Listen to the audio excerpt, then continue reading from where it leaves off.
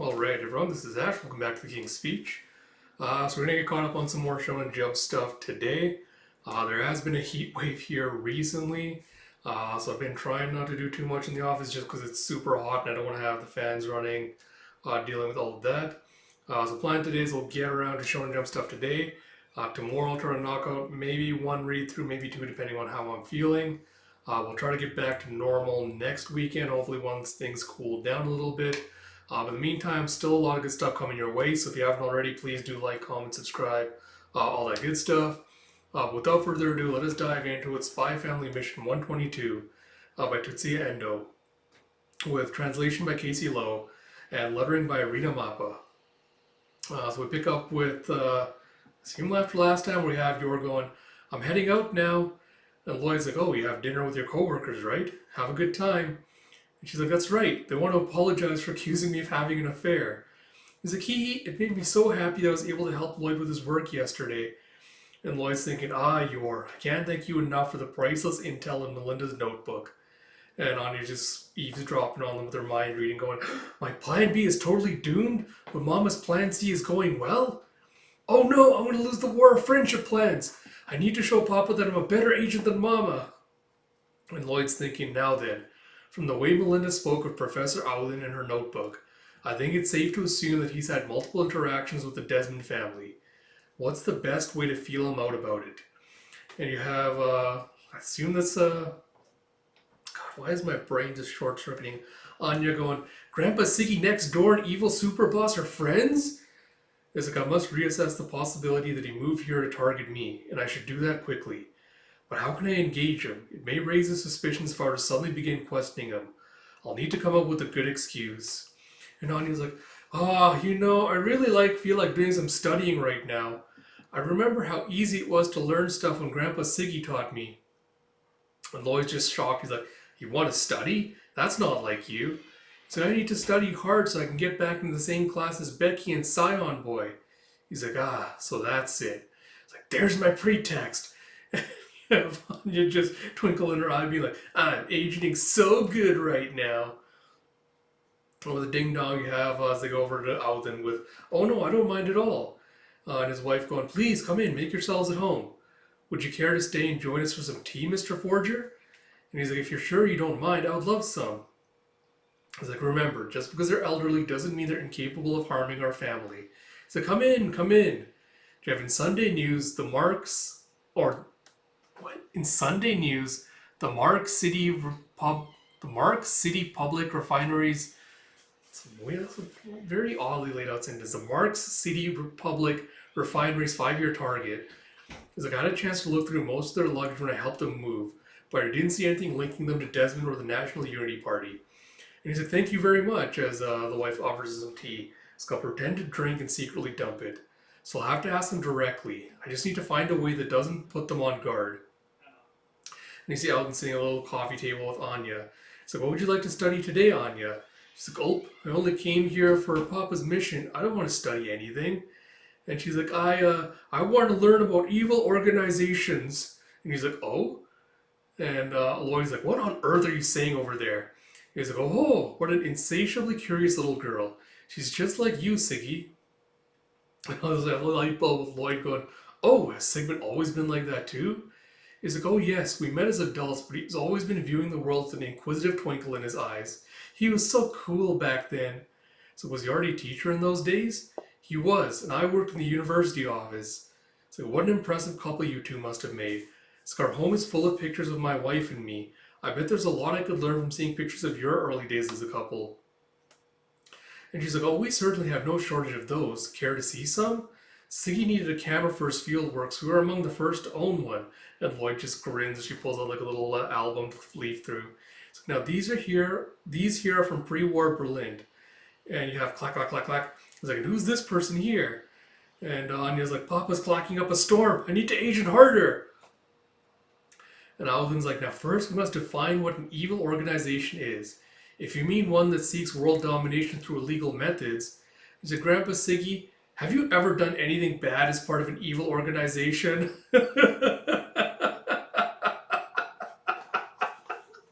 And you see him just doing like shocked Pikachu face. It's like, Anya, stop asking weird questions. It's like, oh, I don't mind. It's like, forgive my misunderstanding. It seems your interest lies in the more real world sort of evil organizations. If we were to include warring nations as examples of an evil organization, I don't know if I can definitively say I've never been involved with the evil acts of such nations. And the wife's like, what are you talking about, Siggy? You've devoted yourself to your nation and his people. And Loid's silent as Anya goes, did you fight in the wars? He's like, oh no. As both a physician and a scholar, I was never sent to the front lines of either war, but I was enlisted by my country to pursue related research. And Loid's like on military and governmental committees? It's like, yes, that sort of thing. It's like, in that case, did you get to know Chairman Desmond, who was the prime minister in those days? And he was like, slick under Loid's and straightforward with Alden. He's like, yes, indeed. And Loid's just kind of taken aback. It's because already a fairly old man, so I'd hardly say we became close. But he's always meeting with various scholars. It's like, even important people study? It's like, oh yes, even prime ministers don't know everything. They have to do a great deal of studying. And Loid's like, how wonderful. That must have been quite an honor for you. I can't help but wonder what sort of things you two talked about. It's like, make your interest look casual. It's like, what did we talk about back then? Ways to treat the neuroses of soldiers, the development of new medicines, those sorts of things. Like, so, just conventional medical and scientific counsels. If he's telling the truth, that is.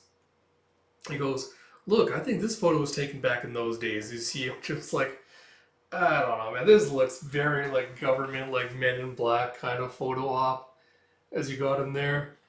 So all those people around me were in medicine, I believe.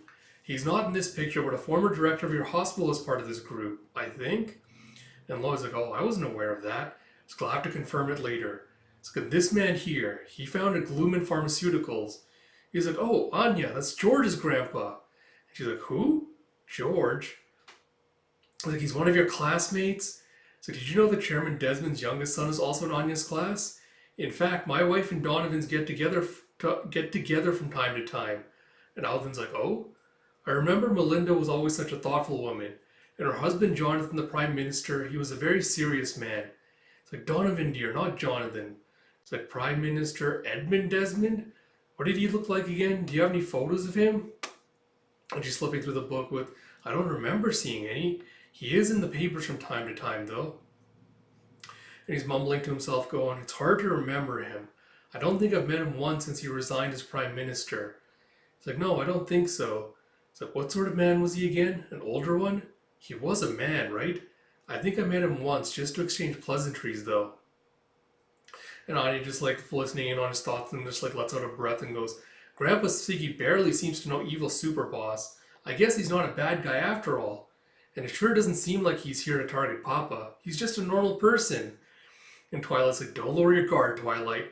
His apparent senility could be nothing more than a performance. And Anya's like, Papa's always getting worried over nothing. Being a spy must be rough. He's like, I think I want to go home. Bored now. It's like, we only just got here. What happened to studying? And the grandma's like, oh, don't be in such a rush, sweetheart. We haven't even had sweets yet. It's like, sweets! I'll stay! And she sees lays a little snack platter. He's like, now, they may not be evil organizations per se, but there are many examples of secret societies throughout history. He's like, oh, secret things, just like getting all excited. He's like, in fact, one particularly odd group has its roots in a social club at my university. Oh Lord, alright, we'll talk about it at the end of the guest. Like, for all that digging, I still haven't turned up anything significant, nor any evidence of deception. Just to be safe, I should have Wise look into the Covenia facility where Alden worked. I can't imagine they'll find anything interesting though. And the wife's like, oh ho, Siggy is usually so hazy from his dementia these days. So the initiation rites are especially silly. But when Anya visits, it's almost like he's back to his old self. I love her visits too. Our son and his wife don't have kids, so she's as close as we have to a grandchild. And Loid's like, I know how much he loves having you two dote on her. So I already learned everything I could about their son and daughter-in-law, so that I could use it to protect myself in the unlikely case the Aldens proved to be in the service of a hostile power. I must admit that not only is he quite elderly, but he seems to have little to no political influence. Might it be safe to conclude that Professor Alden is nothing other than what he seems? It's like, no. You never truly know who people are. So my wife should be coming home soon, so I should head back. Because that's so. Well, thank you for a wonderful time. Make sure to give that lovely wife of yours a nice welcome home kiss. Now there's something you could learn from us.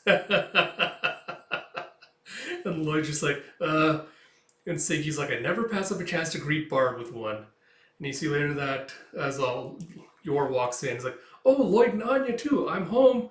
Have you been visiting with our neighbors? It's like, good day, Mr. and Mrs. Alden. It's like, Mama, Papa said he was going to give you a welcome home kiss. And Lloyd's like, I did not. And you see, as all of Yor's like safety meters just break as she starts freaking out. Hold on, sorry, wrong page. There we go. She just starts freaking out about the idea. And she's like, and then she just starts getting all red. She's like, actually, I need to go back to the restaurant and do more drinking. And she just runs off. It's like, what a delightful woman your wife is. It's like, yes, she certainly is. It's like, any sort of skinship poses a danger of me getting kicked or punched again. And you see, you're spent all night running in circles. Oh, what the fuck, bro? And you see, as Anya's sleeping that night, she have, It's like, what's wrong, dear? Are you having trouble sleeping? It's like, yes. It's like, are you getting that sinking feeling? Yeah, I knew this motherfucker was suspicious. You see Alden just looking like traumatized by something. And she's like, I thought it had calmed down lately. It's like, I'll be fine. I'll just do a little reading before bed. It's like, I'll brew you a cup of herbal tea then. Good night. It's like, thank you, dear.